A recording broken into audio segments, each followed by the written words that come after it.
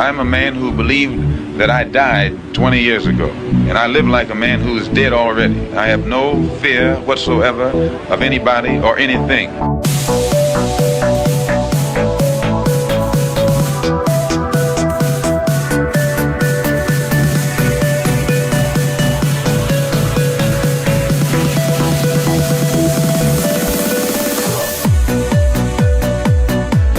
Gary Webb. I am an investigative journalist, and in 1996 I wrote a series of stories entitled Dark Alliance, which was about CIA involvement in drug trafficking.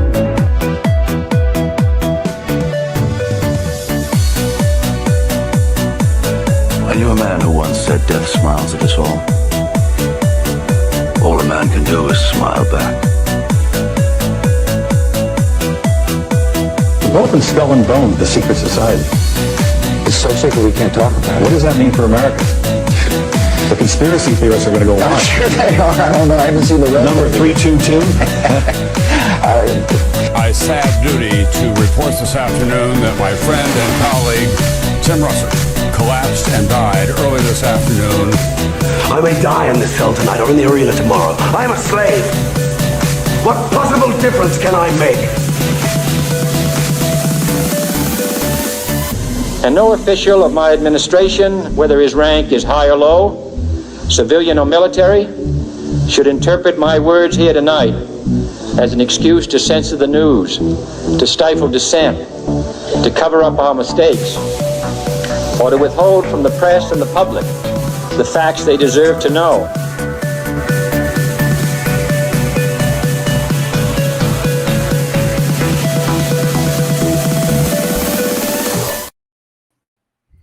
What's up? Welcome to another Already Dead, your favorite weekly parapolitical conspiracy call-in show, whatever you want to call it. You can pick whether you're talking to your mom or telling your schizo uncle, you take your pick which word you want, parapolitical or conspiracy, but we dabble in both. Today we have a guest with us, Doc Inferno. As always, I have my great co-host, Austin Picard.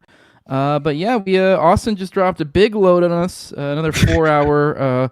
If he starts adding moving pictures to it, we can just straight up call them documentaries at this point, I think. So, cool. Yeah, we got another banger dropped by Austin. I'm only about halfway through it already. So, but yes, Austin dropped a big old Columbine episode. But yeah, and we have Doc joining us, Doc Inferno, who's joined my show. He came on for an 09A764. I guess you could almost call it a refresher, since it's been a while since I covered it on my show. And then we also did an episode, did a episode on the Years of Lead, and I think we're going to make that into a whole series. So we'll have him coming on for later episodes.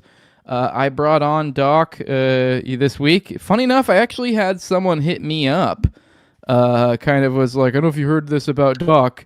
And we'll get into this, and then I looked into this stuff, and it's funny enough, the stuff Doc had already told me about before, and but we'll talk about all that. I dug into it. Apparently, you have been kicked out of the lefty parapolitical spaces already, so we'll address all that, because I figured, hey, whatever, I already have people coming to me about it, we'll address it. But Doc, go ahead and introduce yourself to our audience.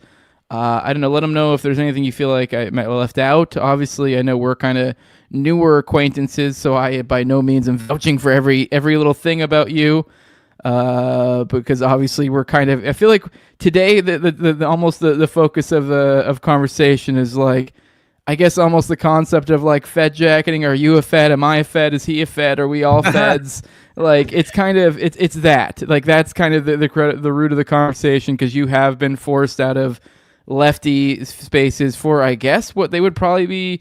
Maybe not. They may not literally think you're a Fed, but like something like some sort of, I don't know, bad actor, I guess would be the way they could characterize it, to give them good faith there. But I don't know, from the outside looking in, from me looking to it, all looks a little bit silly. But we'll address all that. Doc, who are you? And who's your daddy and what does he do? No, I'm just kidding. But Okay. Well, my name is Doc Inferno. Basically, I run a stream podcast, and also I am a private investigator, delving and going into the inferno of the internet to investigate all of the machinations of the deep state and the internet, and what and the darker reaches of humanity. looking into all of these various different things. I cover parapolitics, apocalypticism, and crime. That's pretty much my MO. Yeah. And I want to address also the whole allegations and all this. So basically, like 4 or 5 years ago, I fell into an unfortunate, you could say, rabbit hole of the far right online. I As did a we couple do. far right. I did a couple far right, basically podcasts. Got involved with like the online far right community, and I also along the way, and it's a very complex story. I'll actually cover it eventually, probably by writing a book or I don't know, writing like a Substack or anything. So I made acquaintance with the parapolitical community mainly as wanting to share a lot of my insight into the far right and into far right the internet, and saying that I think that I have some common ground with you people. I think the CIA is fake and gay. I think that politics are kind of fake and gay. I think a lot of this stuff is being orchestrated, and the far right largely is something that I think is meant to entrap a lot of people. And so I agree with a lot of what the people, but the problem is, I think, is there's a little bit of divider between the far left and the far right, in that a lot of people are scared if you bring someone on with a past such as mine that they're going to contaminate their audience, and their audience is going to all of a sudden turn into fascists or Nazis and etc. And that's sort of the problem. And quite personally, I want to shake off. I'm not I first want to address, everyone calls everybody a Fed online. There's really no way to affirm whether somebody is or isn't. Yeah. It doesn't really mean much of anything.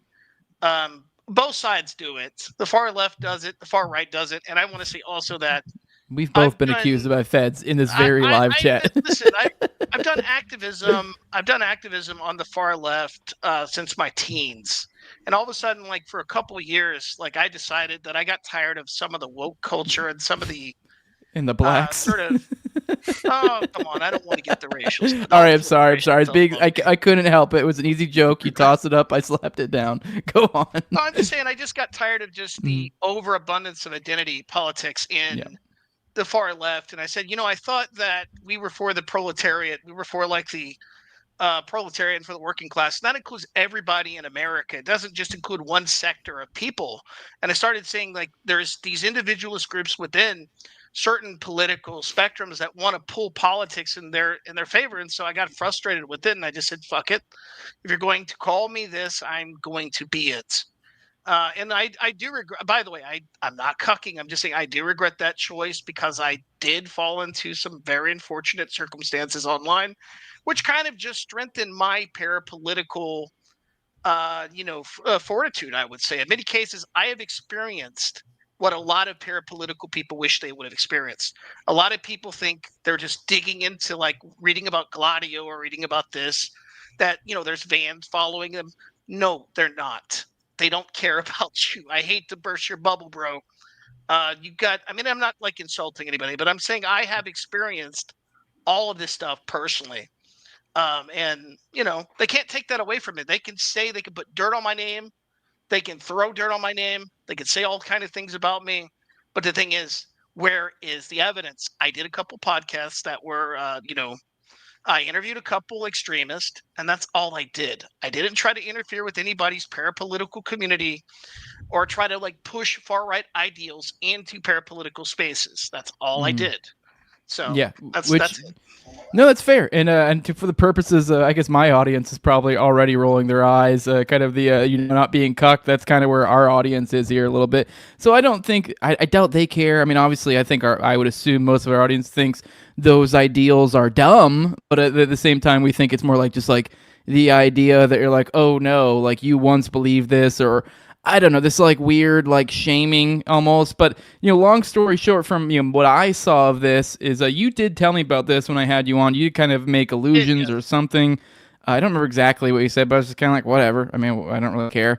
And then I did have a one of, and this is no shade to whoever it was. Some fan of the show hit me up and was like, I don't know if you've heard about Doc, but here's this, and I was kind of surprised that it was even, especially after watching this. So there is a podcast. You went on the farm which I guess they're like Correct. a semi-decent size. I'm not trying to throw any slack. I've listened to them a couple times. They have some good shows. It has well, first of all, I want to say that no shade on Steven or the farm, because like I greatly respect that platform and I greatly respect him as a researcher and also as a podcaster. But he does have a very extremely progressive and far left audience, and that's fine. I mean, I'm not trying to throw shade on that. If you want to be a far left and you want to be progressive, I think that's your right, as an American citizen, to have those types of views. And I'm not going to throw shade on you. I'm just saying a lot of those people try to gatekeep. I'm not saying he does, but a lot of his audience tries to gatekeep, and a lot of everybody it definitely came off as gatekeep. I just want to show what it looked like to me. It was like probably a 20-30 minute podcast from the farm where they broke down. I guess you'd gone on there before, and so I did listen to it just because I'm like, I don't know, maybe there's something crazy in there that I should be aware of. I usually feel gay whenever there is this sort of situation where like, oh, did you hear about so-and-so and having to do, and he sort of just feels weird, but I was like, whatever, who knows? Maybe there's like kid diddling or something wild in there I don't know about. May as well look into it, especially when I saw it was only like 20 minutes. I watched it, listened to the whole thing, and there was nothing crazy in there that I heard, any claims. Now, I guess you got doxxed online by somebody, I don't know the specifics of all that, and so it was other far right people that did that. That entire thing was done by far right people, and it's probably, to be quite honest with you, it's probably other far right people that are adjacent to your show that are really into like Daddy Hitler worship. That probably don't like me because I don't like Nazis or outright fascist in many cases. And the same thing, I don't like the excessive kind of progressive identity politics either. I will say to people, I am a Marxist. So what? Deal with it. Yeah, and so you are, and I'm fine with that. I don't give a shit. But I do think there is something funny to this, that from my perspective, it did genuinely look like, I was expecting some big bombshell through the podcast, and everything I heard is that they're like, this guy at one point swam in, I guess, what they considered alt-right, or I don't know the specifics or whatever, but kind of racialist circles, and then you no longer did so. No, I gave it up because it was retarded. Yeah, so you had a different, and so from their perspective, they're like, oh no, we might be letting in a Nazi, we might be, so to me, it is very much gatekeeping, and it is this thing that the left is kind of mind-broken on. It's funny, the Graham Plattner story I've been covering a lot recently, and I think is kind of a good insight into that. I feel like the Nazi thing buried the lead on the whole story. When you dig into the Graham Plattner guy, he's a dude that went to a $75,000 a year prep school, worked for Blackwater, did all these other glowy stuff, and he has these like Nazi tattoos, and people get lost on the Nazi, and meanwhile, like, this dude's probably doing some sort of Gladio type shit or something. Like, I mean, obviously that's super speculative, but it's like all this, there's just as much symbolism for that as there is for Herder Nazi, and it's just mind gets broken. But anyways, I just wanted to address all that. I don't want to get stuck down in there because let's not bog down. But I just want to say one more thing before I go. And I think the reason why a lot of this stuff exists, and I want to say to the parapolitical community, I've already told you I renounce like any things you've associated me with, and I've already renounced that entire thing. You can dig, FOIA, all into me. I don't have a glowy past, okay? And if you think I do, then I don't know. I don't know what to say to you. You can say that about anybody. But I am controversial. And but I came into the parapolitical community with pure intentions. I went on the farm. You can listen to my episodes. They are bangers. They are stellar. To my knowledge, me and Steven are still friends. And I have no ill words to say about him. And that's all I want to say about that as far as that goes. I will throw in there on ill words, and this is just me. This obviously isn't Austin. This isn't Doc. I will say immediately when I dug into this and I found out the guest was Glenn the Golden. This is I'm not going to go into, this guy fucking sucks. I'll just go ahead and say that dude fucking sucks. I don't have, that's not me. That's not me. That is me. I will say it unequivocally me. I've had other exchanges with him. He fucking sucks. He is the idiot. He's is a stupid fucking lefty idiot who does the stupid fucking like Nazi shit. Like anybody with the slightest bit of jokingly Nazi, anything slightly racist, anything, they're a Nazi, and he then starts connecting dots. How then he has Nazi friends. He literally is that idiot. He's that idiot.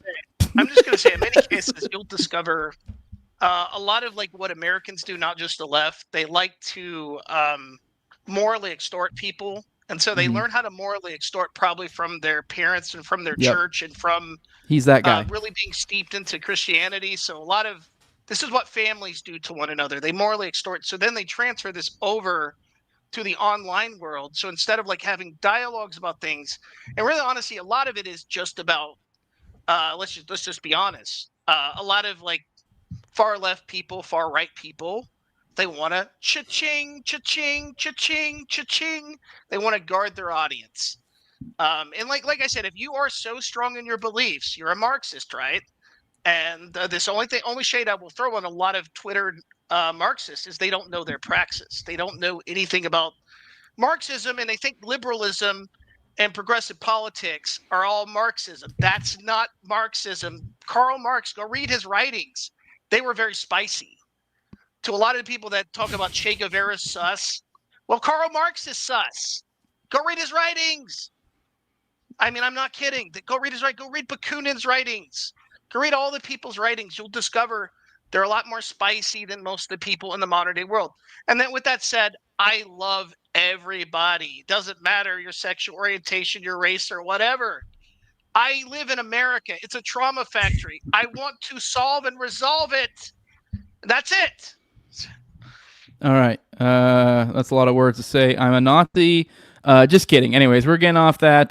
So I did want to address it, so it's been addressed. No one could say we haven't addressed it. Hey, if you guys do find some damning information on Doc that I would, I guess, let me know. But as of right now, it seems pretty all fake and gay to me. But by the way, phone lines are open. 1-833-722-DEAD. That's also, was at 3323, I believe. Call in, tell us. We have Doc with us, like I said. Let's say with the current 09A 764 stuff blowing up, kind of the occult, Gladio, all these different things. If you have any questions along those lines, these are all things that tie into stuff going on right now. And these are things up Doc's wheelhouse. If you have any questions, feel free to call in. Hang out the second half of the show in about 30 minutes or so. We'll open up the lines to our patrons so they can join the chat as well. But Austin, you did the Columbine dig, and you've I've only about halfway through, so I haven't finished it. But we talked a little bit last week, obviously, but you found lots of occult tie-ins, and so it looks like lots of parallels from that stuff till now. Like, as fucked up as it is, I was re-listening to the Columbine stuff, and even some of the like humor, as fucked up as it was, I was like kind of laughing, and then realizing like, oh, this is actually really fucked up shit happening. And then, but at the same time, it's like modern day, like 764 type of humor, like these sort of things. Yeah, it was very strange going through that as far as just reliving those moments. And at least, there's definitely witness statements claiming that the shooters were saying these things as they were, engaging in the act. But yeah, it was very interesting just to kind of like, I don't know, come face to face with the morbid reality of what it really was in a certain sense, which I think is, at a certain level, I definitely, whenever I was going through Danny Rohrbaugh and as far as like the claims of one of the Columbine victims, I believe was, the third potential victim as far as just the kind of order, right, of things, but there was a dispute over where exactly he was killed, because there was essentially a sheriff's deputy that was one of the first on the scene and witnessed another sheriff's deputy essentially shoot him down right as he exited the school and fled the school, and so we legitimately have evidence of like even video footage of the SWAT unit that came in, which is supposed to be at least 7 minutes after Dylan and Eric allegedly committed suicide, and they're just firing blindly underneath into the cafeteria underneath the desks where the kids were the at least trying to hide, right? The last remaining kids that had not yet fled or been evacuated. But anyways, it's very strange how much is actually on the record, but yeah, dude, there's just so many different directions in terms of that narrative. And I will say that I feel a little bit, let's say,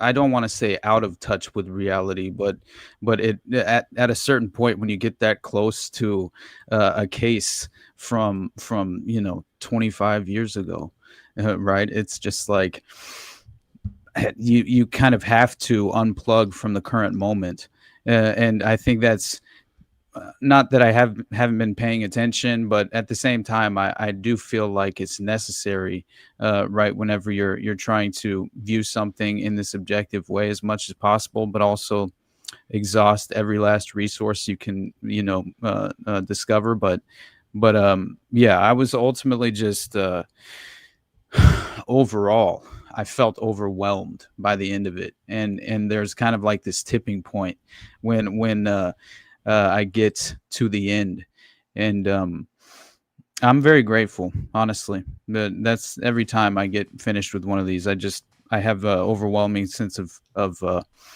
gratitude, and I think that's more so due to the fact that it brings you, like I said privately when I was talking to Doc and Jacob before you got here, I was just saying that at the end of the day, we were discussing kind of the black pill concept, and I definitely feel like it ultimately comes down to a choice, right? And I definitely choose to course correct into a positive place where I remind myself of what matters most, and I reprioritize, right? And it kind of brings me into, that's why I feel like maybe I feel that sense of gratitude, and because otherwise you do ultimately spiral into darkness at a certain level, and if you don't just manufacture and also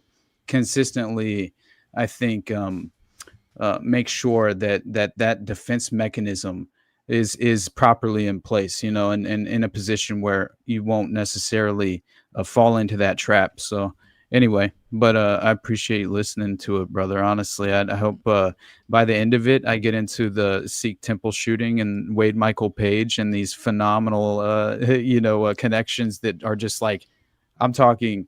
I did not realize Confessions of a DC Madam and Harry Vinson and Craig Spence would make an appearance in the Columbine episode, but they definitely did.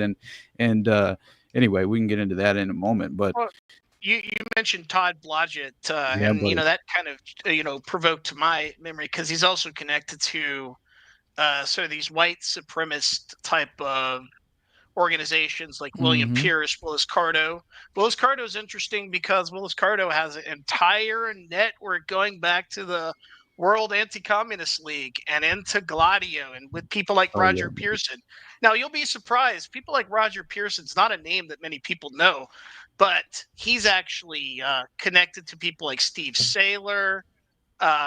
These same people like Steve Saylor have connections to the NRX, Peter Thiel, Bronze Age pervert, and into like the whole entire internet milieu, which is kind of what I research, is sort of the these entities that are on the internet that are vying for like influencers that are like influencing a lot of the younger people, and especially it seems very pronounced in the alt-right or the far right, as opposed to, like I said, the leftist spaces. But it seemed like that Todd Blodgett's like a name you brought up, and I just remembered all that. He was connected to William Pearson, Resistance Records, and that whole entire hole. That's how I it do comes up. recommend, by the way, Yeah. going down that rabbit hole, because that rabbit hole is you'll be surprised. In that Sikh shooter, another guy connected to Rock Against Communism, and Oh, probably yeah, buddy. Resistance Records too, I bet. Yep. Yeah. So that's the entire chapter it's essentially just getting into the details of all the different connections. Honestly, what's fascinating to me is I had no real understanding prior to this that Wade Michael Page was from Colorado, And by the way, he goes to Fort Bragg after he enlists into the Army, and he becomes a psychological operations specialist. And then he just so happens, after he receives a few years of training as a psychological warfare specialist or operations specialist, he inevitably receives some sort of Timothy McVeigh sheep-dipped style, general discharge for allegedly violating the conduct policy by being drunk on base while he was on duty.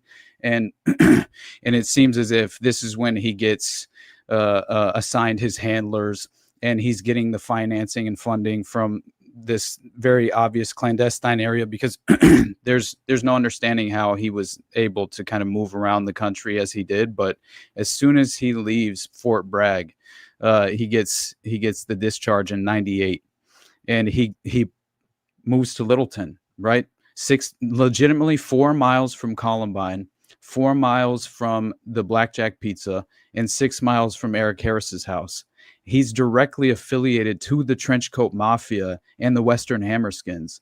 And this is all coming through this festival network that reminded me of Waco, right? When Tim McVeigh's moving around and going to all the gun shows. It's the same thing that who are the adult pizza delivery drivers from Blackjack Pizza that are affiliated with, this local sort of white supremacist organization that ties into the Brotherhood of the White Temple and the White Eagle Underground. Yes. And yeah, man.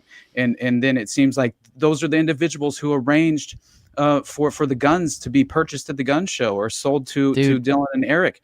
One thing I didn't think about with the Blackjack Pizza, one thing I never thought about when I first conceptualized, when you mentioned the Blackjack Pizza thing, I was thinking about how I remembered how they were always attached, usually like kind of a smaller component of a convenience store. And I don't know what it was that I was watching some video the other day, and they were talking about the incredible amount of people who but go missing on like major highways, because it's like and the thing being, and they're talking about like liminal spaces, particularly is transitory areas that people don't really stay regularly. Like it doesn't really have, it's not a normal place. It's like you're only coming through there if you're traveling wide distances, so you're not at all familiar completely. And so it's like, and the people there are not like, it's kind of like if you go to like Vegas, so like a town will just pop up. Like this isn't organic. And so it's like, my point being is there are all these transitory, or these liminal spaces, what they're called. And something like a Blackjack Pizza, which is either usually like a kind of like a kiosk type thing in like a strip mall or something, or are like attached to smaller, shittier convenience stores that are like the kind of places that'll pop up in the middle of fucking nowhere. It's like, if you are looking for some sort of op sort of thingy, it's like, there you fucking go. I mean, we've talked before about the Sicilian connection where they run the heroin out of the fucking pizza places. But it's like, I guess if you have a conception of like more of a liminal spaces version of a pizza place, as opposed to your old timey conception as like a kind of a restaurant or something, or a takeout type place in a more commercial type of side of town, I don't know. It gives you a different view on the situation, I think. I don't know. Absolutely. But maybe I'm reaching, but I was just like, I didn't really think about that component of it. Like, oh, what a good cover, like for something like that. Sure. Yeah. And you know what's even more strange about all of that is that the local faction of the Trenchcoat Mafia in Littleton was essentially meeting at Blackjack Pizza as well, which is very interesting. And those individuals were like, the previous owner of that shop had blown up a pipe bomb, or no, actually it wasn't a pipe bomb. It was I'm trying to remember now what kind of bomb he had made, but he had blown it up in the bathroom. And this is like the prior owner of the Blackjack Pizza restaurant that still was involved in ownership of another local one, but also knew Eric and Dylan personally. But the strange aspect of that, as far as like that plays into that, is essentially, one, you have Wade Michael Page. If you look up a picture of this guy, essentially he. When he committed the Wisconsin Sikh temple shooting, he basically he was bald with a goatee. And so we have specifically 40 over 40 people in the public court documents that in regard to Columbine that have made a very similar description of this seventh older adult male Columbine shooter who was identified as having been bald with a goatee, right? Which I thought was very interesting, because then there's also a strange connection to Aurora, because he just so happens to vanish, right? According to his girlfriend, Misty Cook, I believe was her name. And so she was like 31 years old at the time. And she made a statement before she was essentially put into protective custody, and they silenced her because she was making statements. And there was even a researcher who was inevitably killed after claiming he was being set up. Florida police like gunned him down, and he was making all of these various connections between the Sikh temple shooting and another shooting at a spa. And then he was also trying to get into direct contact with Misty Cook, with the girlfriend of Wade Michael Page, and then he gets he apparently gets gunned down by Florida police. And so this is all very interesting to me, because the very same Corbin Dates was that individual witness that was in the theater in Aurora. And he described the exact same thing, right? A bald man with a goatee was with James Holmes that night. And then also there was another indication that he had prior at least been sort of swimming, or at least hanging out with this bald individual prior to the event itself, because there was a case where a witness claimed that James was outside of his residence, like on the street, right? And he's essentially just running, like he's just jogging with this bald guy with a goatee. And so anyway, it's just very interesting that he happens to disappear 2 days before the cinema shooting, and then he resurfaces after. So he vanishes, according to his girlfriend, and then he resurfaces in Wisconsin, right? And he's basically he gets this apartment for like $100 a week, I think it was, and he legally obtains like a 9mm handgun or something, and then he practices firing it in the basement of a gun shop. And anyway, the point being is that he had an upstairs neighbor leading up to the Sikh temple shooting in Wisconsin, after he kind of up and vanished. And this woman claimed, and it's very interesting as well, that this downstairs neighbor was a psychiatric nurse. I have to say that. And but she's the only witness that's essentially sort of one of the only witnesses that are a neighbor of Wade Michael Page at the time. And so it looks like he had one other visitor. There was only one visitor that he had leading up to the shooting, and it happened to be a pizza delivery driver, which I thought was very strange. And so you never know how these operations are greenlit. And I definitely think so much of Columbine was actually the planning, and the plot itself was sort of devised at Blackjack Pizza in many ways. Not only Blackjack Pizza, I think definitely local trenchcoat mafia, properties in the area as well, which were party houses used as recruiting tools, where adult leaders of the upper echelon membership of the TCM that had actually taken the blood oath and had cut their forearms as the ritual, which I also fucking found out. And then I'll shut up and let you talk, Doc. But I swear, this was very strange to me. It seems like there's a potential reality where once a Manchurian or an individual who has prior programming and is waking up to certain layers of their programming, then essentially they have a fail-safe in that they insert into the programming at a certain layer, and this will trigger the Manchurian to self-harm, to eliminate the I guess returning memory, which is very interesting as far as I was concerned, as just psychologically, strategically, it's a very strange aspect, but it makes a lot of sense concerning just the idea of how you program a Manchurian candidate and the triggering the various layers of the programming, which will then obviously, But anyway, it's very strange, and there's so much more to that, and I'll get into Todd Blodgett later, but. I don't know. What are your thoughts? Say, Doc. Basically, I want to confirm some of what you say with the programming and the sort of what I call imprinting. I witnessed a lot of this stuff online in Discords and Telegrams and various other places, and this actually has a precedent, and actually does have a connection back to Columbine, believe it or not. Back in 2015 or 2016, there was a forum called Iron March. Iron March was a fascist forum, and there was a woman on there at the time. I believe she was a teenager by the name of Lindsay Savannarath. Lindsay Savannarath had a Tumblr page which she commiserated the Columbine shooters. She started this whole, and the subculture pre-existed before her, and so like they sort of were the people who foreshadowed a lot of the stuff that you see with the 764. The other stuff with the trauma. I believe a lot of that stuff is trauma imprinting, and a lot of it goes back to, as you said. One thing interesting also about the Columbine thing also is that Dylan Klebold and they were all into online activity too. They designed a Doom game, which Scope says this is a urban legend, but it's not. They probably were communicating with people, handlers on IRC. That was like the common type of instant messenger back in the 90s.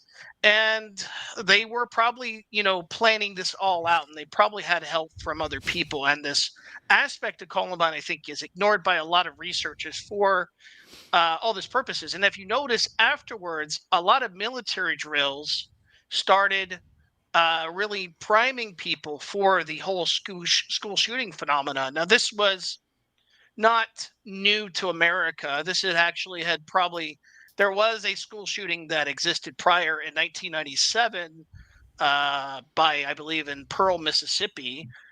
So like this stuff was sort of already forecasted, and it was already in the consciousness of so fast forward later, we have these weird things on the internet now, these self-harm groups, like the Blue Whale Challenge. You got which a lot of 6696 stuff looks exactly like the Blue Whale Challenge.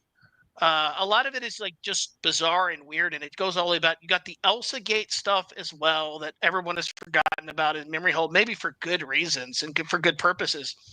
So it does seem like there was a concerted effort to target people online. And I think a lot of it also is self-perpetuating, in that I think they sift for sociopathic people. They like going into these really extreme political circles, especially the far-right circles, Discord, and a lot of these places, because they want to find people that are perpetuates and do a lot of their bidding, and will commit to these like rituals, as you say. And they were doing probably the same thing with like stuff like the Satanic Panic, implementing like trauma onto people and passing it along to people, and just trying to find this big trauma chain. So that's the only thing that I can theorize from a lot of this stuff that's going on, that's being perpetuated. That's a lot of what they're doing. I was thinking. Go ahead. Sorry, I was just going to want to jump in. You were mentioning the kind of almost the old school instant messenger days, and kind of how perhaps we could have been seeing the early signs of some sort of Fed, online Fed infiltration of some sort. And we're literally seeing exactly that right now. We have someone in the chat pointing out Lance Twiggs allegedly connected to Robin Westman. Now, I don't know about that connection, but I don't know if either of you have dug into the latest news. Now, I do find this to be extremely dubious, and I'm kind of reluctantly covered it, because if anything, I feel like it almost shouldn't even have really been covered in the way it's been covered, because apparently, the way this story has unfolded is this was essentially someone got in contact with some huge YouTuber, and from there they gave them a ton of screenshots of group chats and Turkey Tom. And I covered it on this morning on my morning show. I went over the fucking article, whatever the hell it's called. What are they called? What are those places? The Substack. So I covered a Substack article this morning. It seems to be. Now, I say it's dubious because it's held up on Turkey Tom.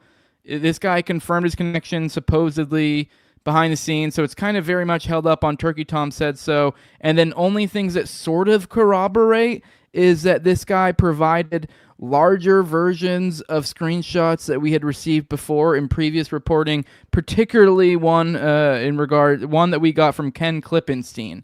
So, and I know a lot of people like to throw shade on Ken Klippenstein being like, how the fuck's he joining the spot all the time? I don't have strong opinions.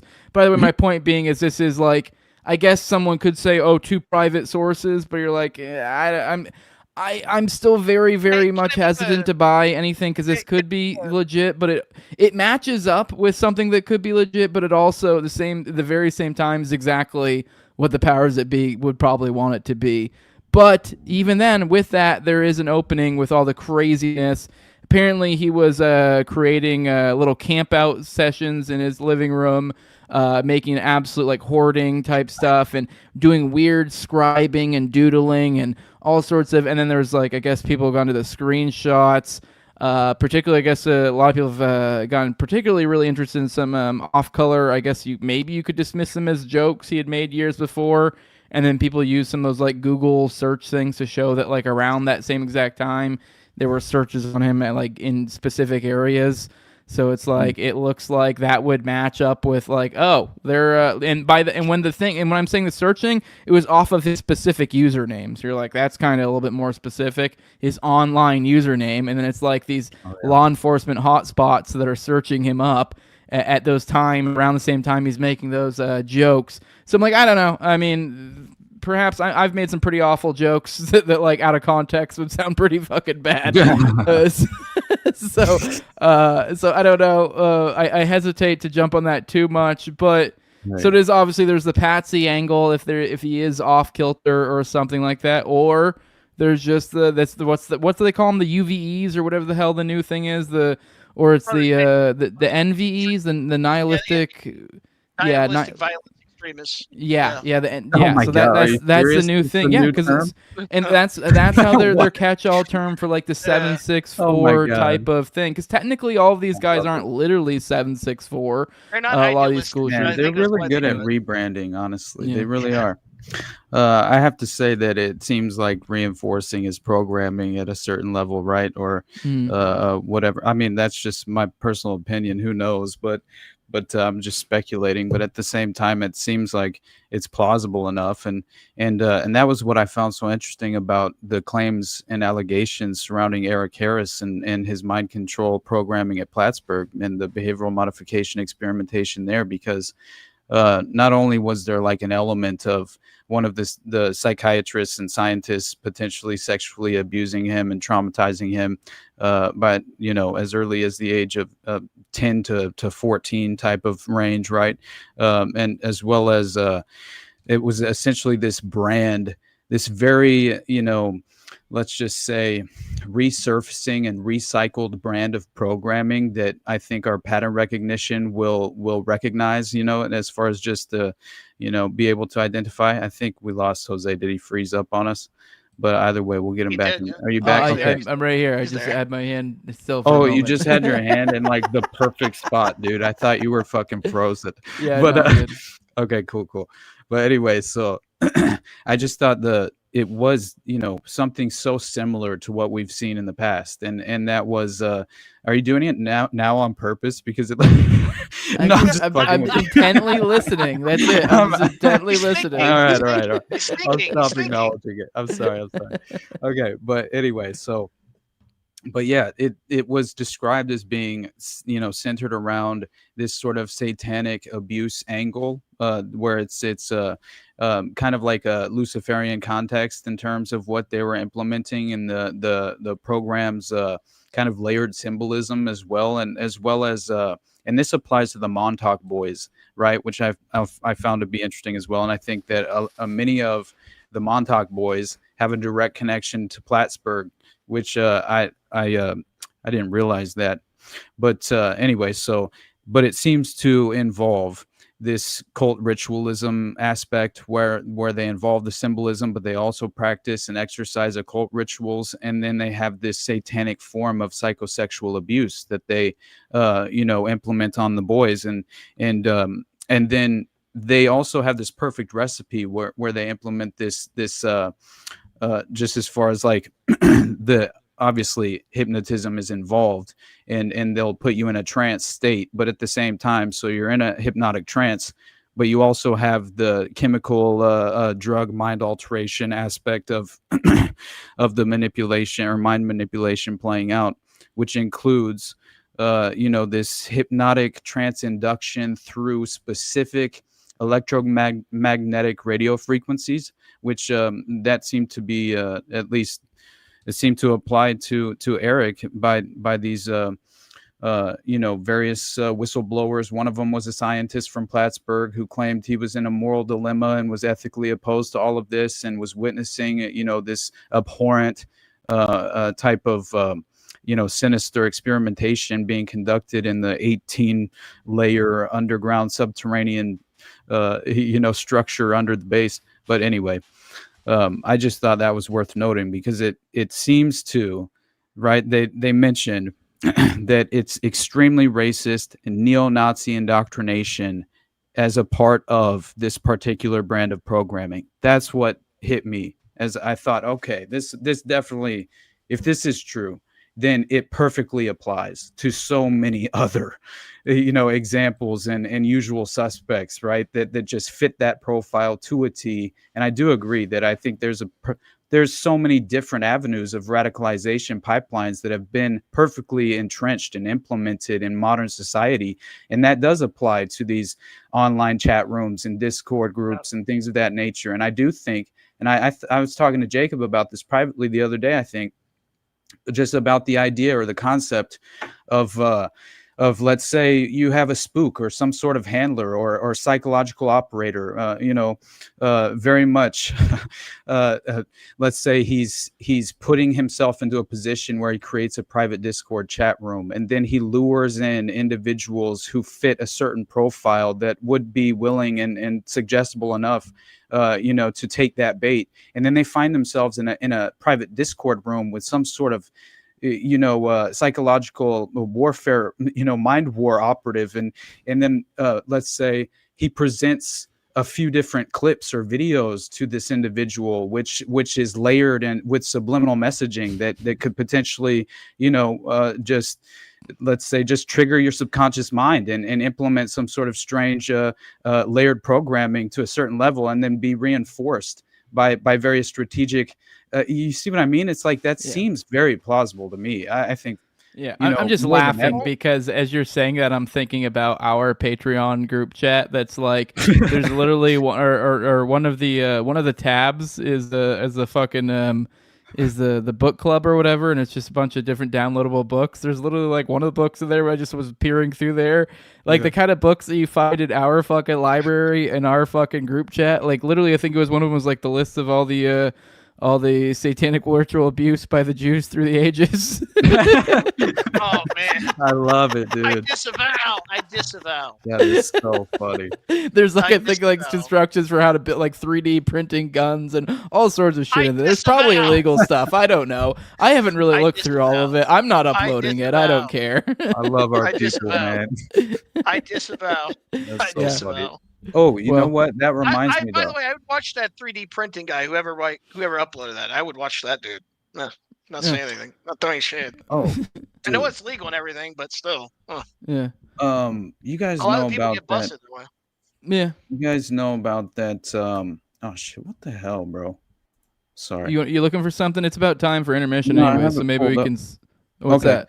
Yeah, it just it's in regard to mind control, and basically, it was about the Derren Brown social experimentation on Manchurians, right? He's like this sort of illusionist, magician type of guy that did a lot of different, public tests, presentations and shit. It was in regard to like the context of recreating the idea that Sirhan was legitimately programmed as a Manchurian, and he could recreate an assassin. Right. And so it's a very interesting story, but we can talk about it after the break. Honestly, let's present that after the break. We're going to be bringing on patrons. You can still call in. So call in here in a minute. We have one of our patrons ready to go. That'll join us, shoot the bull with us and Doc. If you want to be one of those beautiful people hanging out on there, then join either me or Austin's Patreon and support the homie. But with that, go take a leak. Go do whatever you got to do. We got a little intermission here. Hopefully it works this week. But yeah, sit here and enjoy this beautiful bean footage. I'll see you guys in a few minutes. We'll be back. Do not, well, you can go leave, but come back, you know. So, but yeah, see y'all. Love you. Thanks for stopping.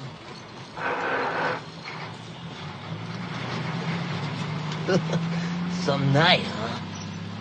On this very night, 10 years ago, along this same stretch of road, in a dense fog, just like this, I saw the worst accident I ever seen.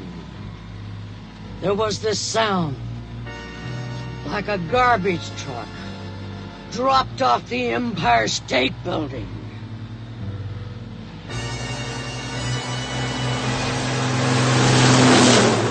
And when they finally pulled the driver's body from the twisted, burning wreck, it looked like this.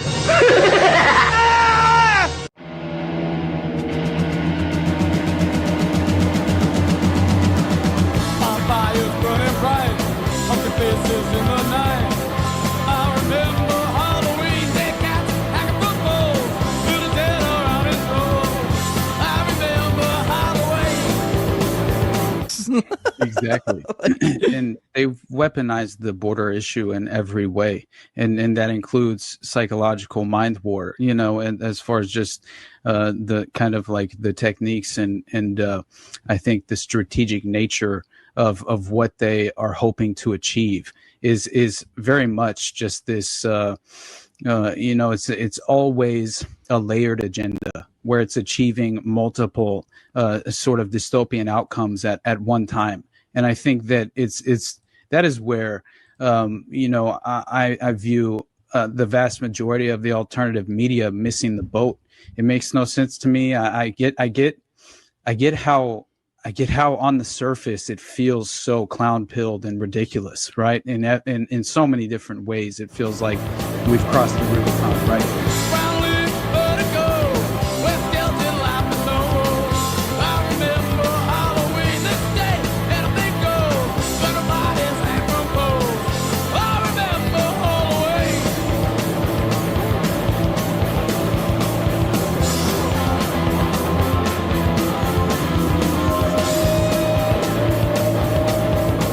To focus a little bit on Satanism, kind of make that the theme today. Right. But there was a little bit of that vibe in Columbine. So tell me a little bit more about that. I think maybe I'm getting ahead of myself. I remember when I had Jolly on the show, I vaguely recall, and you talked about it a little bit before the show, there was like kind of a blood oath type thing, which for me, I remember in my head, I kind of characters that like that 90s, every 90s movie where he'd be like, oh, we're brothers now, and here's a blood pact, or I don't know, some like that kind of thing. It was just some sort of signification of them being close, but sounds to me maybe there's a little bit more of a darker, sinister aspect. This plays into the trench coat mafia, which is what kind of gets associated with these fellas. I know we had Marnamac on recently, and she was telling us she was actually in Columbine. She was kind of, if I recall correctly, kind of making it out like she doesn't remember it being a thing so far.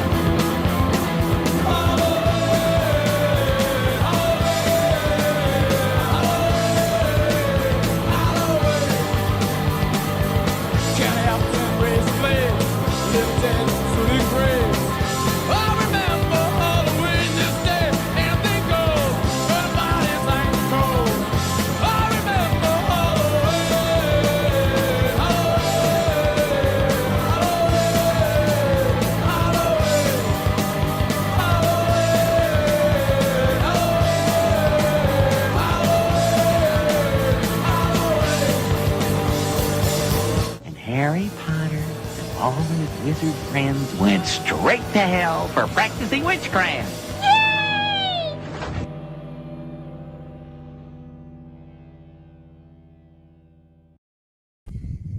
All right, we're back. Let's bring on the patron and get the fuck into it. What's up, Shy? What's up, brother? What's going on, guys? Not much. Glad to have you join us. We got other patrons in the back. You're welcome to join if you so choose to. But yeah, you got anything for us, Shy? You just want to hang out? I mean, I know Austin does have a little bit of Manchurian candidate info he can regale us on, but I don't know if you got something you want to bring to us. If you want to talk to Doc about something, whatever, what have you, I'll give you the start here. Cool. No, I was just wanted to ask your guys' opinion if you guys have done any looking into this Three-Eye Atlas. You guys know anything about it? That's the asteroid, right? Correct. No, it's the aliens, bro. Yeah, it's for real. I don't know. Isn't that the one they keep saying that like they're like it moves weird? I'm pretty sure that's just one of those like scientisms. I haven't paid enough attention, so I'm mostly paying talking to my ass. But it looks like one of those ones where like those stories where it's like it's technically true, and so they're like, oh, it did something weird. And then some scientist made some comment like, I guess it could have been a UFO. And then everyone goes, oh my fucking God. Like, that's what it seems. But I don't know. I maybe there's something to it. That's what it looks like to me. Yeah, no, there are several anomalies to it.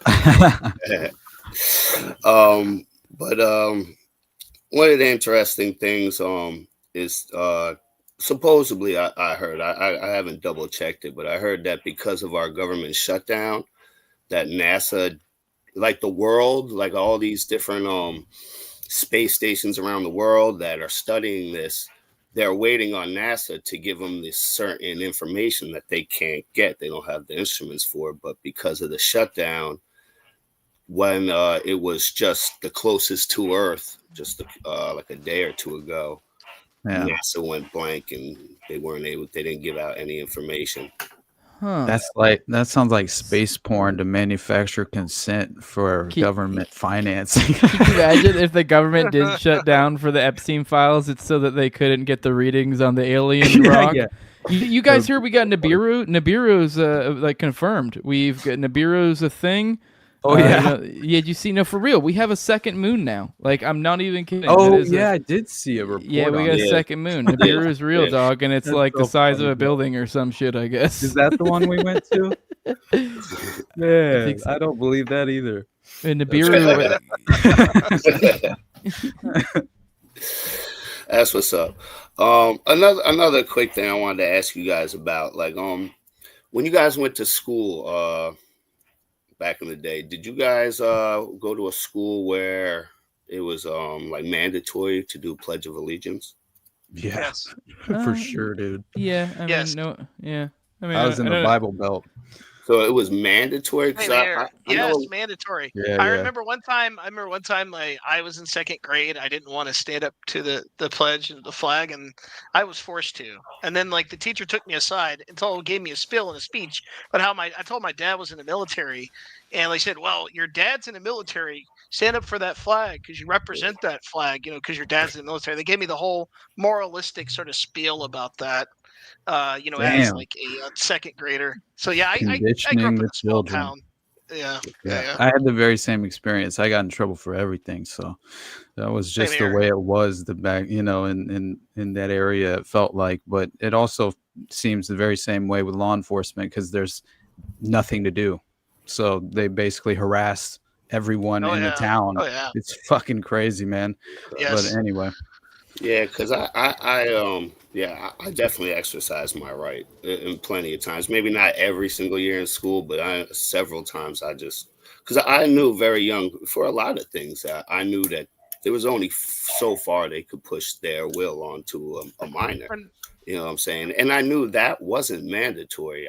There's no law that you have to stand up for to pledge your allegiance, and just the idea of pledging an allegiance, it sounds crazy. Allegiance, that's even like a serfdom term. A vassal would pledge. Well, truthfully, I think America is a big plantation. To be honest with you. I like to call it a lot of people probably don't like this, but a lot of the patriotic people out there, I call it a Masonic shopping mall, basically. Nice. That's my term for America. I like that. Yeah, hey. Everything is really just one big dystopian illusion. You know what I mean? Like it is very interesting how I'm beginning to view society at large and the sort of machinations of power and how they manifest themselves. Because I think the vast majority of what people seem to be focusing on is truly just misdirection. What is it really? How does it affect the bottom line in any real way other than reinforcing the conditioning and subservience to the state? Like, it's just disgusting to witness, but anyway, it makes me grateful that I don't, I feel like I'm somewhat, insulated from falling into those traps at times. You know what I mean? But anyway. And just one more thing I wanted to add. So I've been thinking about this for a while, and I don't know if any of y'all listen to Candace Owens' thing today. I caught a little bit of it. And she mentioned about don't start, dude. Don't start, Shy. A lot of YouTubers being I tried not to bring this up, dude. Hey, and there was something that just kind of did. Hey, like, I'm with you, Shy. Candace is our queen. Oh, stand for her. Fuck, no, I can't do it. Stop it, dude. It was interesting that she, I've heard her shout out Ian Carroll just like very recently, and now she's mentioning this, but I'm waiting for her to start looking to Ian Carroll. That's gonna be a funny one because that motherfucker's a ghost. Hey, by the way, that Tucker and Nick Fuentes episode, I saw somebody. I told Doc and Jacob this in the back. I saw someone tweet about that, and they said 2 feds walk into a podcast studio. I fucking thought it was perfect. It applies so well. But anyway, you saw that hilarious video that was what you were referencing, right? That portion of Jose, that portion of the conversation where they start pointing the finger. I thought you were a Fed. Oh yeah. Yeah, it was pretty funny. I know. I watched the interview. It was a whatever. It was kind of a meh. It was an okay episode, but like she didn't really say shit. They never mentioned Nick Fuentes' connection to Joe Kent, who was a CIA guy. They never mentioned that at all. They talked about it a bunch in the episode. Oh, did they? Okay, yeah, okay. Yeah, they talked about it a bunch. Yeah, because that's like that's one of Tucker's big gripes with him. He's upset that Fuentes flamed Kent because Kent flagrant. I mean, I'm not a big I don't really have a bone in this fight, but it's from my understanding, Kent just literally disavowed Fuentes when they said he wasn't going to, and they were politically aligned, and that was hey, this is political games, and then he literally disavowed him after saying he wouldn't, and then he was kind of fuck this guy, and then he also pointed out this guy kind of fucking glows. Big time, and yeah. So, but yeah, they talked about it a lot, because it was really weird. There's this weird struggle session portion of the episode where Tucker kept few different people. They were like, well, why'd you attack them? And then he'd give a good reason, and then he'd be like, but so what? And you're like, well, that is the so what. I don't know. It was very weird. I don't know. It's almost this old school or political mindset of if you're on our team, we have to reserve any sort of reserve criticism because you're worried that'll affect political outcomes or something like that. But it's if someone literally fucked you over, it's well, I think that says something about them as a political actor, at least in regards to me as another political actor in this situation. You know what I mean? You're now with the internet, we have basically extortion and blackmail on steroids, and that's pretty much what gives democracy its grease, is blackmail and extortion. And matter of fact, I think a bigger story actually is that we found out that sports ball is rigged. I mean, we always knew it was. Oh yeah, dude. Was it? I didn't hear it. Was there a story on that? That's how little I care about sports. Oh, brother, there's a major NBA gambling. Oh yeah, there was a gambling one. Yeah, that's right. It was fucking huge. Dude, it's huge, dude. Oh, there's a member of the Gambino crime family who came out and went on the record saying that Chauncey Billups was being blackmailed to arrange these high stakes poker games. I was like, holy shit, this is the playbook. This is what I told Sam. They're the ones that have all the rumors of doing wild shit, like NBA players. For some reason, NBA players, if you're talking about want to bang ladyboys, I don't know why. I don't know what it is, not specifically ladyboys, but just doing weird shit in general. I don't know what it is. NBA guys are always the one to get that reputation. I mean, I'm assuming other professional athletes do similar things, but for some reason, that's what you always hear about the NBA. So that does check out now you think about it. These guys are all blackmailed for doing fucking wild, weird shit. Oh, for sure. That's definitely a huge element of that. But also there's a huge, I think people aren't realizing the level of influence of organized crime and how they are working hand in hand with the intelligence apparatus to effectively rig a lot of, I think this is a major racket, and it has been for probably since day one. And especially since, I mean, if you remember the Heidi Reichen example, right? Before she ever even goes to DC, whenever Nixon takes office and she takes over the Columbia Plaza operation for Joe Nesline, right? The organized crime liaison to the CIA at the time for plausible deniability. She was in Dallas before that, hanging around with all the usual suspects and going to the party the night before the Dallas assassination. And it turns out, what was she tasked with doing during her time in Dallas? And it should be mentioned, her father was Nazi SS U-boat captain. She comes over, Adel. I'm trying to remember her name, but it's very, very German. She speaks fluent German, and what's up the Dallas map? Oh yeah, I know about that because I had to talk about that. That was when the Luka trade happened. Essentially, she wanted to get gambling, and that's Miriam Adelson owning the Dallas Mavericks, and essentially being a major casino mogul. Obviously, that plays a huge part into that. But she wanted to get gambling legalized, essentially in Texas, right? And basically, at least that was a part of the reason why she was trying to leverage the state and the local government essentially to bend the knee.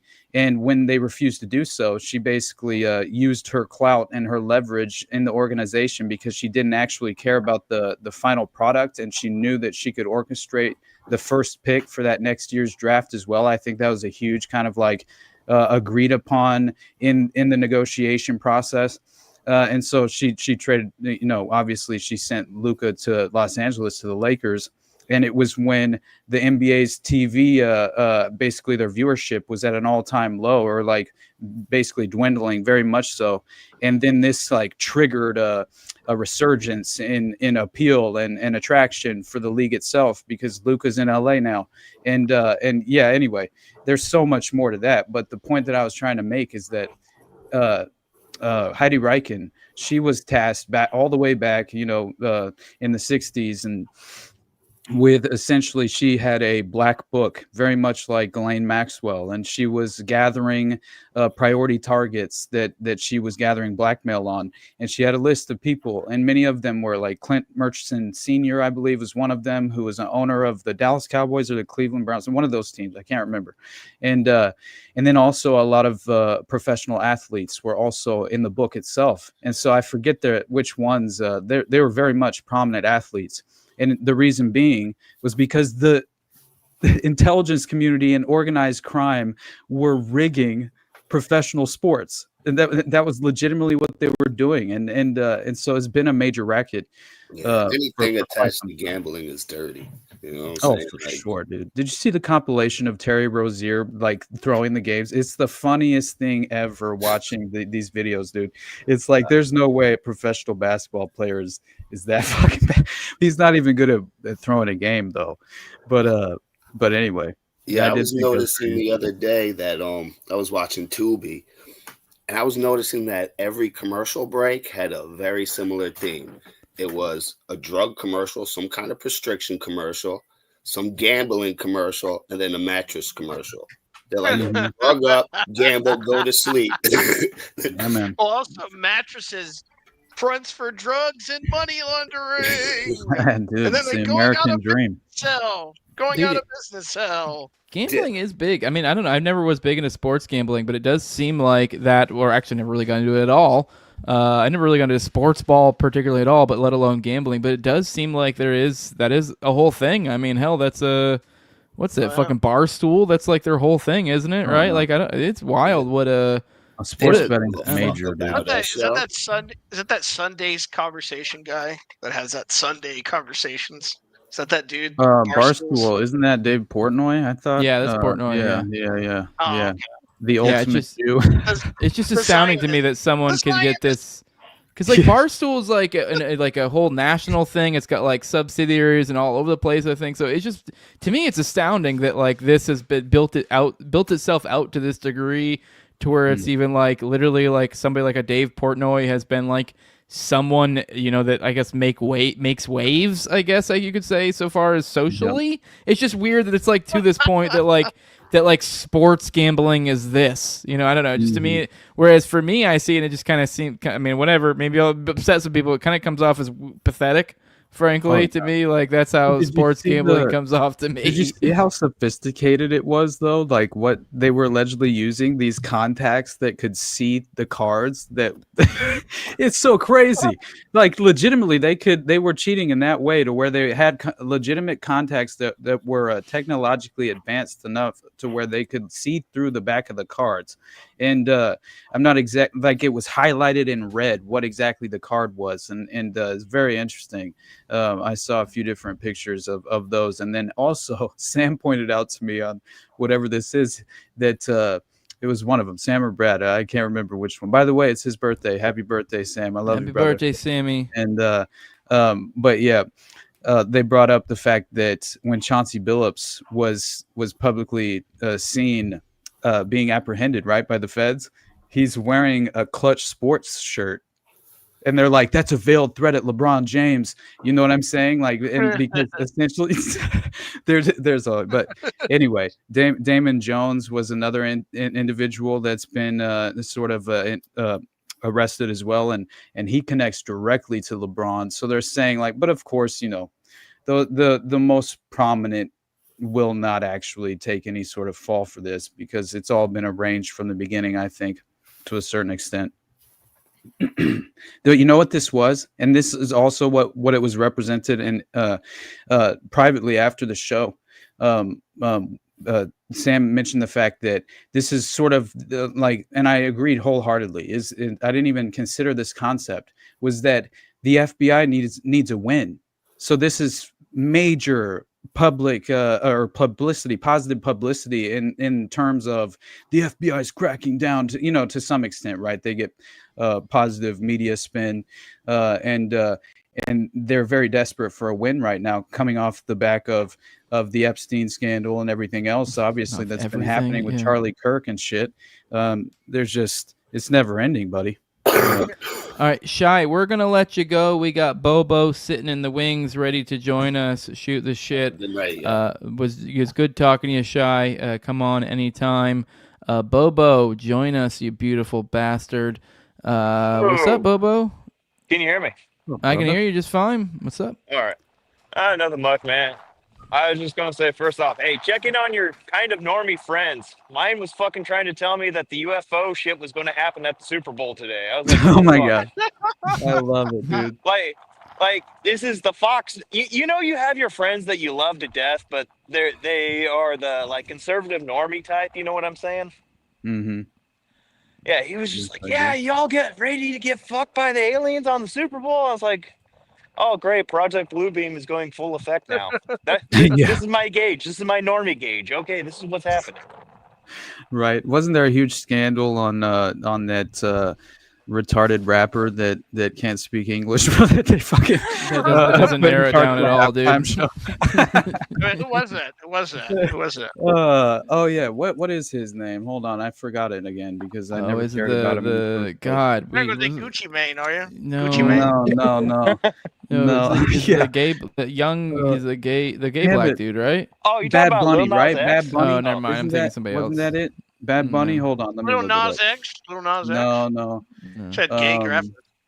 Yeah, I was thinking Lil Nas X too for some reason. Yeah, it's Bad Bunny. It's Bad Bunny. Okay. He's the one who did that SNL skit where they it was a skit about he was so bad in it, but it was basically, what was that Korean that K-pop movie that just came out that was huge? Demon Hunters? Yeah. That was so they did a sketch on that, or a skit on that, and he was a part of it. It was so bad, but it was crazy because essentially one of the individual actors in the scene gets possessed by the devil and starts vomiting, bile. It wasn't the devil. It was actually some strange occult entity of some kind. I can't remember what they called it. I had it pulled up. We talked about it at some point. I can't remember when, but it was very interesting. I thought it was definitely worth mentioning. It reminded me of the Lady Gaga scene, right? Where they're in Complete side tangent, go ahead. and not at all in line. But I was just thinking of you the other day, Austin. I don't know if you've ever been a big anime guy, but I know you're a big cinema guy. You need to go check out. You need to check out the new Demon Slayer movie. Like, I don't know if you ever I don't know if you've ever watched any anime. You can probably not even watch it at all. But I do think that I'm telling you, that was one of the greatest cinematic experiences of my fucking life. Watching that movie, it was something. I don't know, something about anime in this new age and applying cinema. It's gonna be. I think it could be pretty exciting. But anyways, that's a side tangent. You mentioned Demon Hunters, okay, and that just made me think of that. And I was like, it was like one of the greatest fight things I've ever seen in my life. And honestly, like, emotionally, like, it probably will make you cry. Honestly, it's one of the best. It was fucking phenomenal. So just saying. I know you probably haven't watched the rest, but I know you're a cinema guy, so I'm like, and it is kind of weird that this is becoming a thing, and it's become the new cinema, or it looks like the future of cinema, because they can make it so much cheaper, and it's so good too, and it's so underutilized because you can do so much with it. But anyways, side tangent. Sorry. One side thing, right? What does it take for Austin to cry? It shouldn't be much, right? Just man. I'm a very emotional person, my friend. I love you too, brother. I can't help myself. My heart is on my sleeve. It always has been, brother. You have a great heart. Thank you. you. Can I comment on something that you said, Jose? Go for it. About the Turkey Tom thing. I actually wanted to comment on that. This is like frustrating for a lot of people. I guess this is kind of generational disconnect.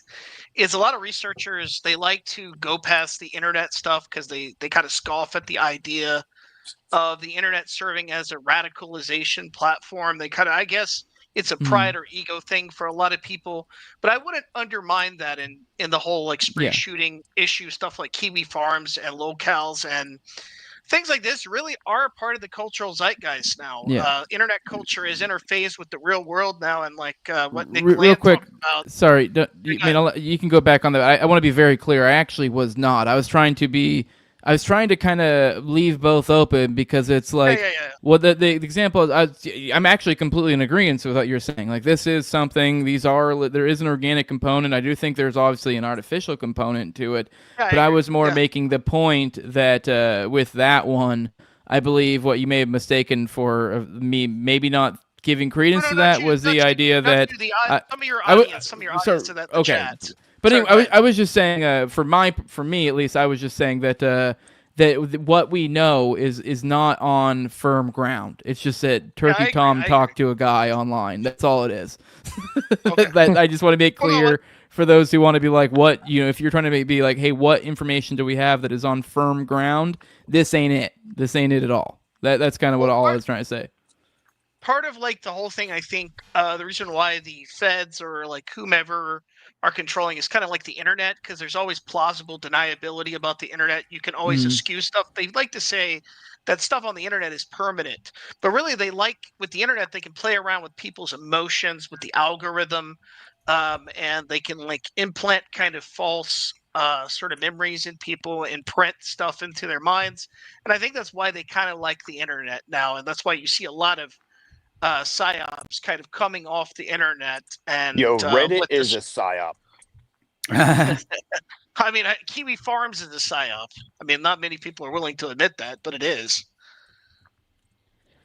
I'll be honest, I don't really entirely know what it is. I know it comes up a lot, but I don't do online stuff like that. So I don't recommend diving in that cesspool. I don't recommend it, but I do know that the case with the Charlie Kirk, not him directly, but his Lance Twiggs, I know, was heavily involved with Chris Chan and Isabella Janke and the whole locale culture thing, which is kind of like widespread. It's big. It's ubiquitous everywhere. Yeah.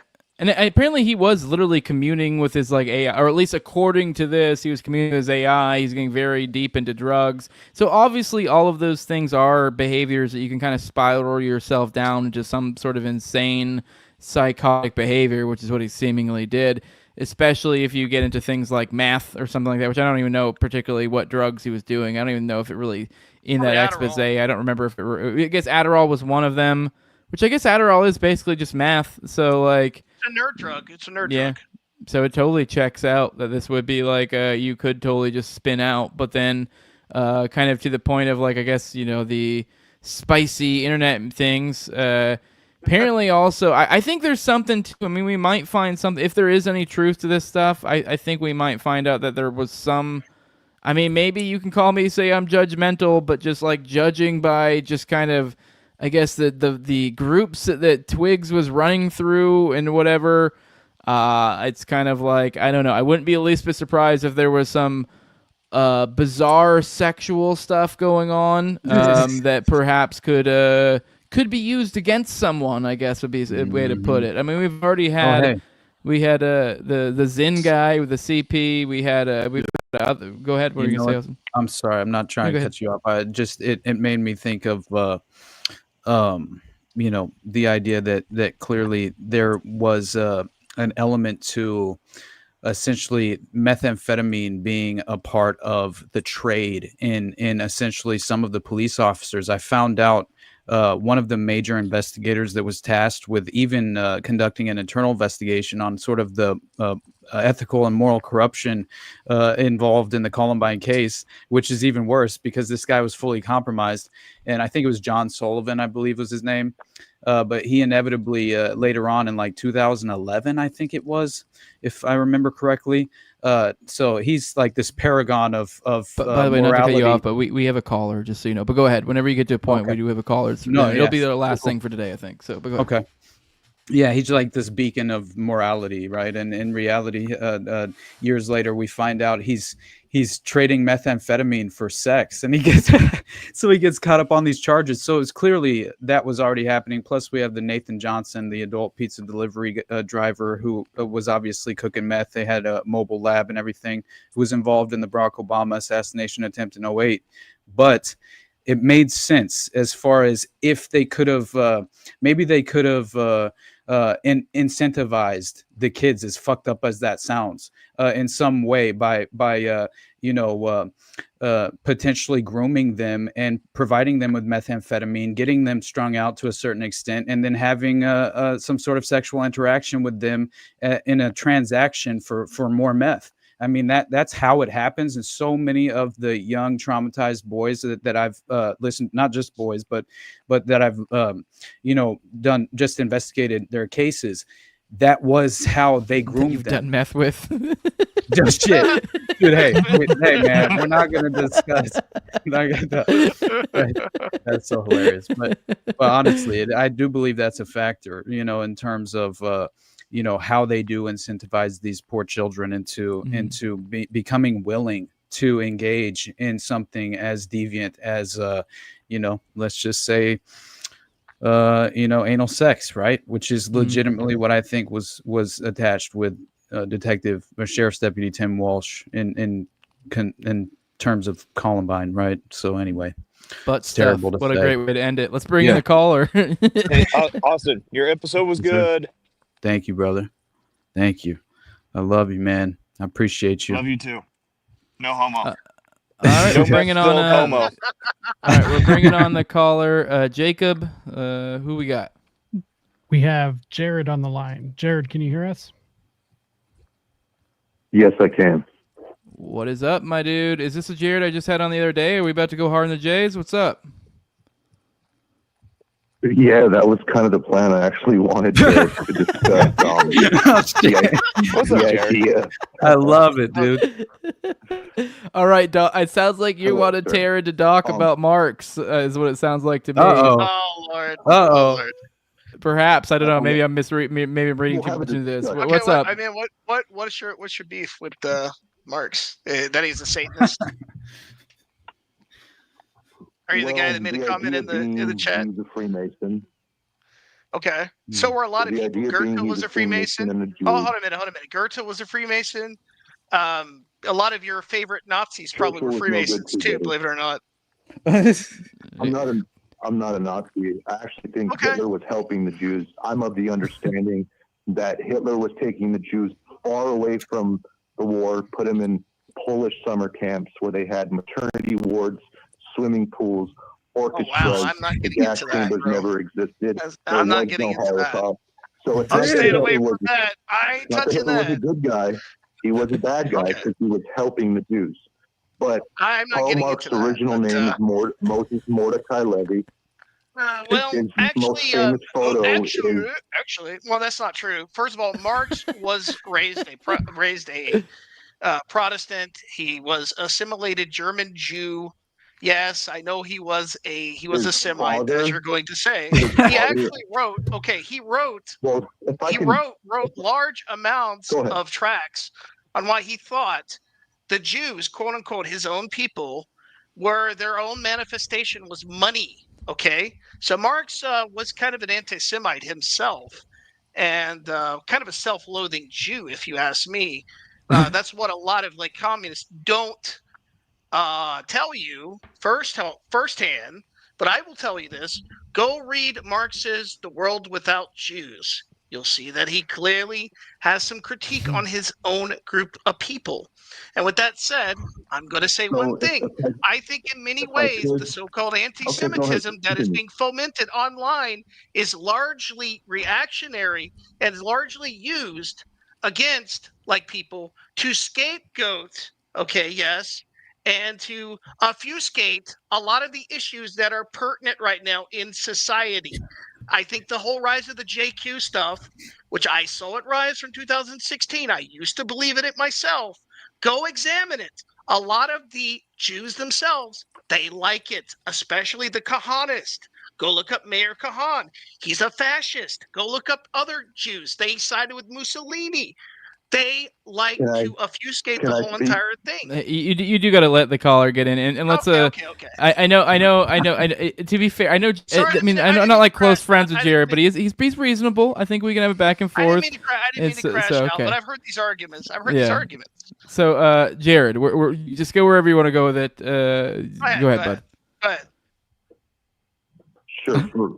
First off, one of the most famous photos of Karl Marx is doing the sign of the Master Maker, the second veil, the hidden hand, with his hand tucked into his coat. Lenin was a Jew. The Bolsheviks killed roughly 60,000 Christians under the guise of communism, the purpose of which was to overthrow the monarchy and establish a Jewish world order in Russia. Putin's grandfather was a cook for Lenin. His mother was a Jew. So I believe, based on my research and study, because my expertise is the Jew, and I've been studying this, not just conspiracies and the parapolitical world for 20 plus years. Jews have been my emphasis because I do come at this perspective from a Christian. I am biased in saying that. I do have my proclivities and leanings. So I believe that Jews... You know when I can respond. Let's let him finish. You did talk for a while. Go ahead, bud. Okay, my bad. Okay, go ahead. Do you want to... I just want to say that I lean towards the idea that although his father technically converted to Christianity, I don't believe that Jews convert, they subvert.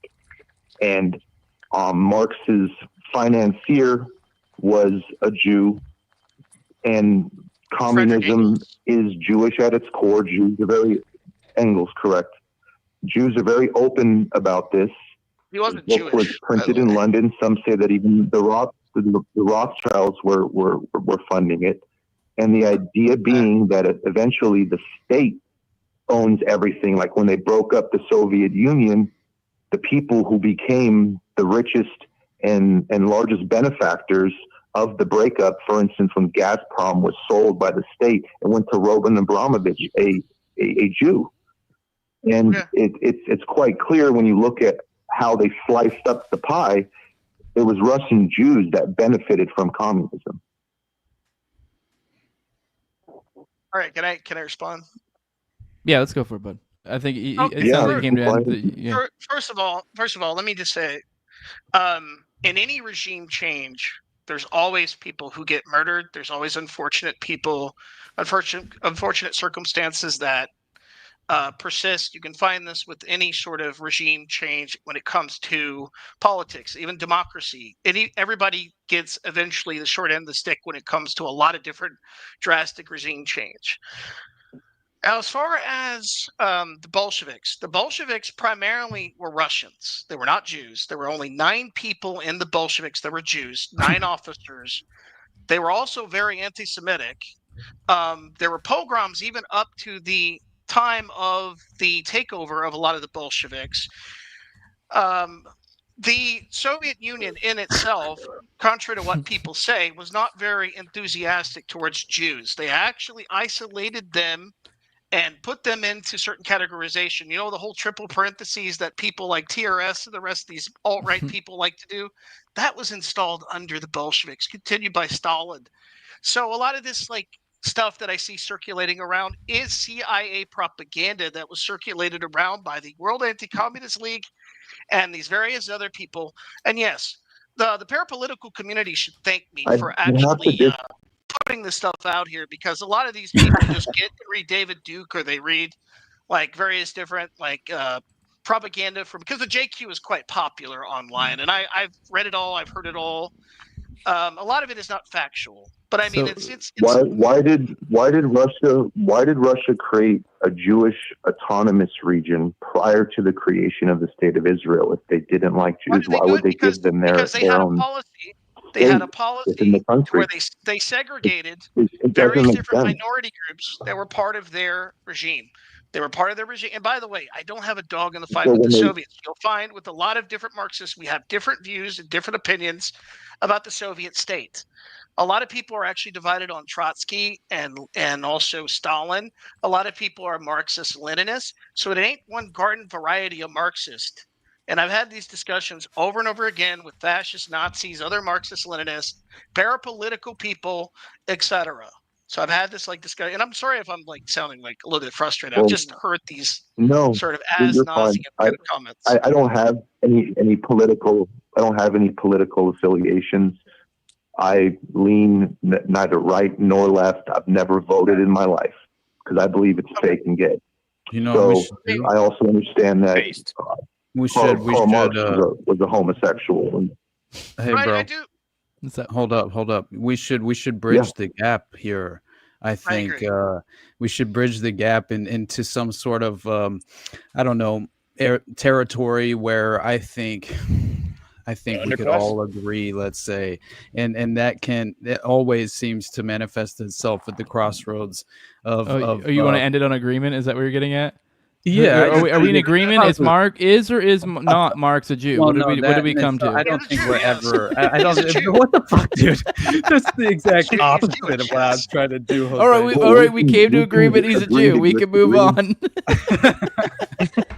Oh my god! I think this debate and argument can be had,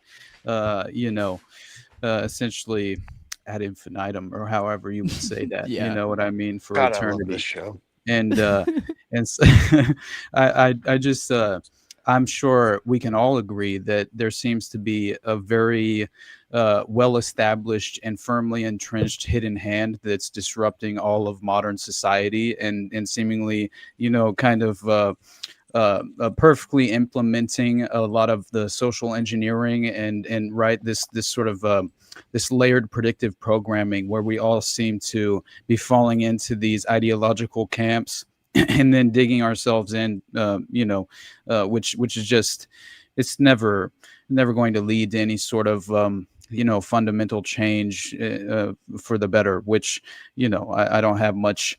Well, I won't say that, but I will say that I would imagine we can all agree that clearly there seems to be some type of clandestine operation where they are staging sleeper cells of programmed Manchurians that they can greenlight at any given moment to help further, kind of leverage the strategy of tension against, the general public.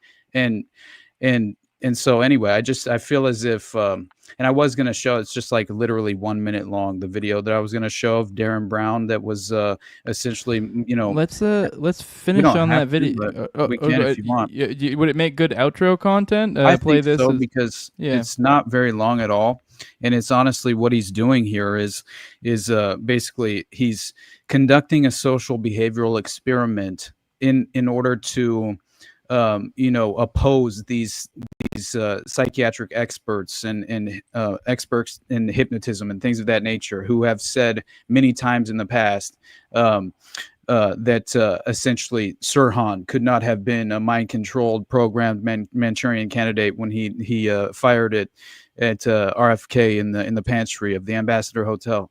And so he ends up getting 4 volunteers that he specifically hypnotizes in order to demonstrate that this is possible, and people are very, very much susceptible to hypnotic suggestion. And so he gets 4 volunteers from a studio audience, and then he essentially he has them he picks one man from this Austin, group of real 4. quick, it's awkward because we have a caller still here. I appreciate your time, caller. We're gonna let you go. Actually, we'll go ahead and cut off all the callers. We'll finish this off. We'll come to a wrap. Appreciate Bobo. Appreciate the caller. Appreciate Love you, you, Jared. Bobo. But yeah, go ahead. Sorry, I just realized he was sitting there. He's probably got a phone to his ear. But go ahead. My bad. I just want to say thank you guys for having me. And, by the way, Jared, thanks for the conversation, bro. Listen to my podcast if you could, even if you don't like me, even if you think I'm a dirty commie. Appreciate you, Jared. I'll give it a piece. Jared. It's good to meet you. Thank you. Have a good one, gentlemen. You too, man. See you, brother. All right. Hey, I just wanted to say, great episode with the Columbine. It reminded me, everyone needs to learn basic first aid. Yeah, right. That wasn't that so crazy. Oh my god. Yeah, that reminded me. I need to redo that again. It's been a couple of years for just basic and advanced first aid. Second thing, get fit. Third thing, carry a firearm on you. All right, y'all take care now. All right, we'll see you, buddy. All right, back to where you were, Austin, and I guess you can set up that video for an outro. So once you set it up, we'll do plugs, and then we'll play that video for an outro. Awesome. Yeah, I think it's just, it's valuable as just the concept alone, and it kind of reinforcing the notion that this is clearly, now we obviously agree, but it's a very plausible outcome in terms of so many of these suggestible minds that are molded into place and then strategically become assets and all of this. So mainly what he was attempting to do here is that he chose one out of the group of 4, like I mentioned, and he essentially, through weeks of conditioning, right, he decides to have this mental conditioning and all this strange shit. The individual target was allegedly Stephen Fry, this comedian, right? You'll know him if you see him. He's interesting. But this is called Derren Brown and the Experiment. It's called The Assassin, essentially. And so basically, this is very interesting, and you have to watch it because, again, it's just imagine actually going through this process and then not knowing which of the group of 4 were actually legitimately programmed when they were in the hypnotic trance state. And that's essentially what happened right through the course of the experiment, was that out of the group of 4, they all were put into hypnotic trances, or induced into this hypnotic mindset, hypnotized, and essentially then they were either, so like I said, one of them was given the legitimate programming. And so this is where I kind of think it's very much just it's hard. I think it's hard for anyone to even imagine what would happen if you were shown a video of you just normally sitting in an audience and just kind of watching a performance or a show, and then you hear your trigger word that essentially triggers you into your layered programming, and you just ever so calmly just pull out this suitcase below your seat and pull out a gun with blanks in it and attempt to assassinate the individual on stage, right, who is the priority target, without blinking an eye, and then sit back down and proceed as normal. the rest of it was just so strange that so after this all happens, the next day I believe he's brought in and Derren Brown shows him the video, right? And basically he says, do you remember any of this? Obviously, because as he's watching it, he's like, yeah, I remember, getting there, sitting down, watching the show, when it all went great. And then clearly he's shown what really took place, and his eyes alone, I legitimately believe that it was not some sort of scripted performance. You know what I'm saying? Which is the only thing that would give me pause. But anyway, I'll share it real quick. Yeah. Well, let's. Like I said, we're gonna play that as an outro. So real quick, let's do plugs, and then we'll drop that as an outro, and we'll see you guys next week at 9:30 p.m. Eastern on your favorite weekly conspiracy show. Doc, where can people find you at? Or you can find me on YouTube under Demento Mori, and also at Demento on Twitter. And check out my podcast. It's coming soon. It's kind of in a hiatus right now, but I'm definitely going to fire it up soon, where I discuss apocalypticism, parapolitics, crime, and all the elements we talked about here. And plus the guy Jared, I recommend you listen sometime and even call in and debate me, bro. Austin. All right, guys, you already know. Check out the episode. If you enjoy it, share it, obviously. And but I very much appreciate you guys listening in general and engaging with my content. So I can't thank you enough. And it's nothing but love. And Jose will have to get back on that Dutroux case at some point here soon. But beyond that, I feel like finally my life can resume at a certain level. So yeah, but I do also feel extraordinarily exhausted psychologically. So I'm kind of there's a hangover for a certain period of time. But anyway, nothing but love for all of you. I couldn't be more grateful, and clearly the best place to support me is my Patreon, patreon.com/the Underclass Podcast. And we just did episode 33 of whatever this is. And I was so fried, like mentally, that I forgot how old I was, dude. Like legitimately, like Brad asked me, and I was like, I think I'm 32. And then I was like, babe, how old am I? She's like 33, and I was like, yeah, I'm 32. And so I straight up lied. But anyway, so yeah, check that out. But but I love you, brother. I love you too, man. Appreciate you. For those who want to support, and thank you, Doc. Okay. I have to say that. I meant to say that as well. Thank you, by the way, for both you and Jose for bringing me on. I do appreciate this, guys. So thank you a bunch, 100%.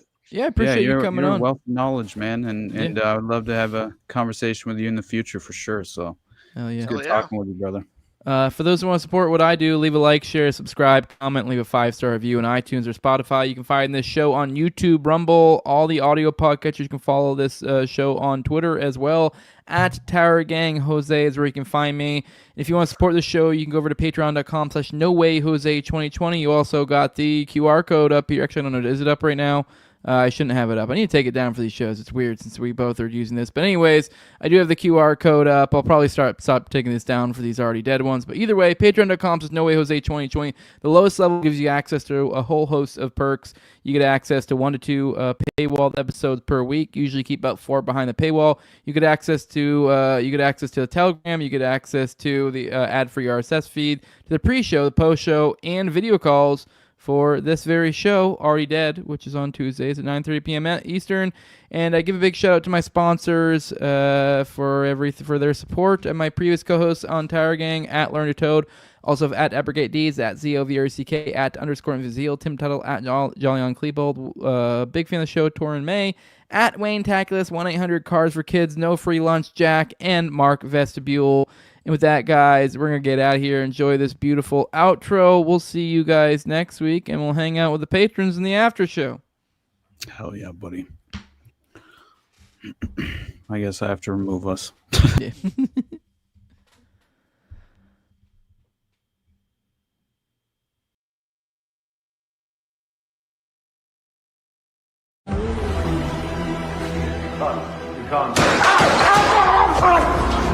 One second. Stephen, I forget. Explain what's going on here. This is the culmination of quite a few months' work to see whether it's a gentleman called Chris, who's currently in a hypnotic trance, see whether it's possible to hypnotically program a person to kill. Anything strange happened during the talk? No. We actually had a camera on you. I know we didn't let you know that we were filming, which was important. Remember that woman in the polka dot dress? No. Don't remember turning around talking to you? No.